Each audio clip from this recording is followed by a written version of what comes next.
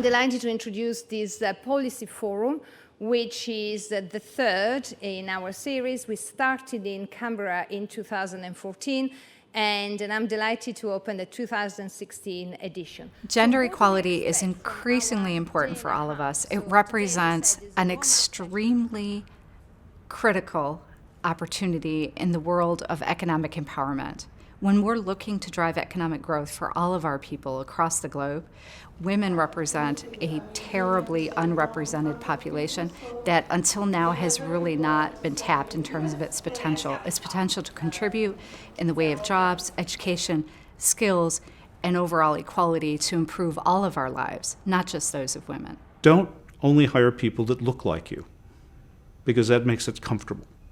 Instead, look for diverse voices and a group of people that really have talent and that can make your organization better. More women have been in college in the U.S. than men since the 1970s. So if you're in a leadership role and you're ignoring that and only really focusing on less than half of the potential talent pool of college graduates, are you really doing a good job as a leader? If we do not find a way to bring together the voices of government, corporates, and entrepreneurs to one place to discuss and come to a balanced and informed view on what is actually deployable and actionable, we're never going to get to the right answer. If the number of women were equal in terms of the number of women working were equal to the number of men, if the participation was the same, you could be talking about an increase in US GDP by about 5%, in Japanese GDP by about 9%, in Indian GDP of about 27%. Enormous numbers. So the economic case is pretty strong. And if you consider that education for girls across the world has also increased substantially, it's a non-starter. We really need to empower women to contribute, because in the end we will have the means to overcome a very, very sluggish situation that we have now. Besides, of course, the moral imperative.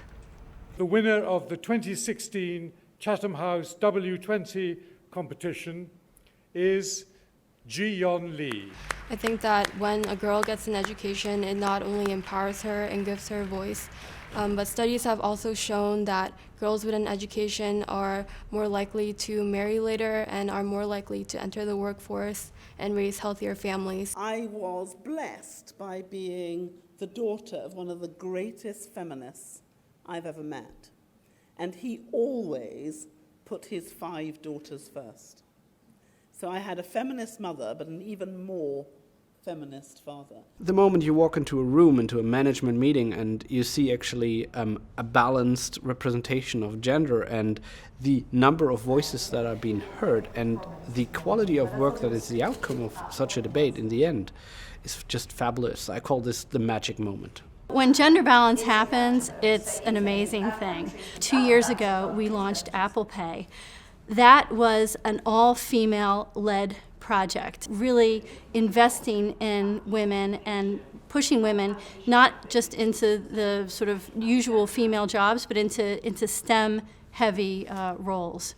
I think at the end of the day, it's individuals have got to take the responsibilities of how do we ourselves, first of all, perceive ourselves, but then how do we perceive others. And I think part of what I've tried to do is set myself up as saying, look, I'm from basically a culture where, you know, there is a lot of gender disparity, and what I've tried to do is to come out and show people that there are different ways of doing things, and you can succeed. Here we are the day where we will have a second British woman Prime Minister. I mean, do you think there are sort of 2 parallel worlds going on here where, although women's inclusion economically seems to be moving at a fairly glacial pace when you look at a global level, there are pockets of real progress taking place at the same time? If you look at what's happening to the world economically, it's been absolutely clear that the best decisions are made by men and women working together jointly. We saw that in 2008, 2010, when we had the financial tsunami. Those companies who had joint leadership did so much better than those who had predominantly male or predominantly female. So 50-50 is really the recipe we need for success.